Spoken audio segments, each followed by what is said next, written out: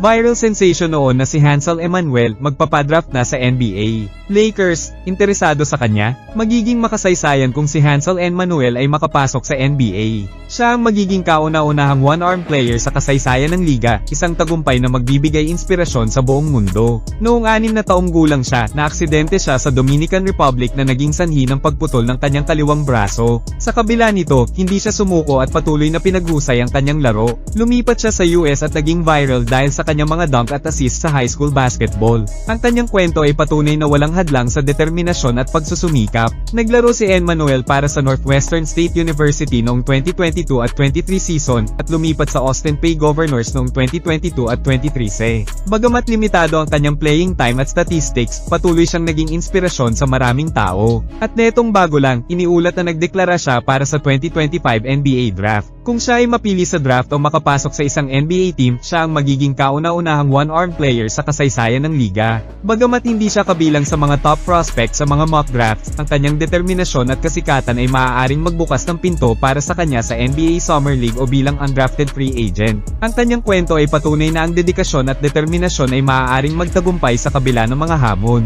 Si Emmanuel ay may malaking social media following na may 1.5 na milyong followers sa Instagram at 2.8 na milyon sa TikTok. Ang kanyang kasikatan ay maaaring makatulong sa pag-angat ng kanyang karera sa profesional na basketball. Bukod sa kanyang mga kakayahan sa court, siya rin ay may mga endorsement deals mula sa mga kilalang kumpanya tulad ng Gatorade at Adidas. Ang kanyang kwento ay patunay na ang determinasyon at pagsusumikap ay maaaring magbukas ng mga oportunidad. Ang kanyang paglalakbay ay patuloy na nagbibigay inspirasyon sa marami. Kung makapasok siya sa NBA, ito ay magiging isang makasaysayang tagumpay hindi lamang para sa kanya kundi para sa lahat ng may kapansanan na nangangarap na makamit ang kanilang mga pangarap. Si Emmanuel ay magiging simbolo ng pag-asa at determinasyon para sa maraming tao. Ang kanyang kwento ay magpapatunay na ang mga hadlang ay maaaring malampasan sa pamamagitan ng pagsusumikap at determinasyon. Ang kanyang tagumpay ay magbibigay inspirasyon sa mga susunod na henerasyon ng mga atleta. Ang kanyang paglalakbay ay isang paalala na ang mga pangarap ay maaaring matupad sa kabila ng mga pagsubok. Ang kanyang kwento ay isang patunay na ang determinasyon ay walang hangganan.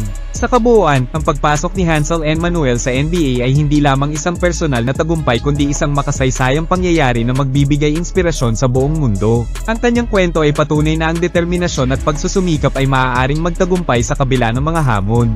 Ang kanyang tagumpay ay magbibigay inspirasyon sa mga susunod na henerasyon ng mga atleta. Ang kanyang paglalakbay ay isang paalala na ang mga pangarap ay maaaring matupad sa kabila ng mga pagsubok. Ang kanyang kwento ay isang patunay na ang determinasyon ay walang hangganan. Ang kanyang tagumpay ay magbibigay inspirasyon sa buong mundo.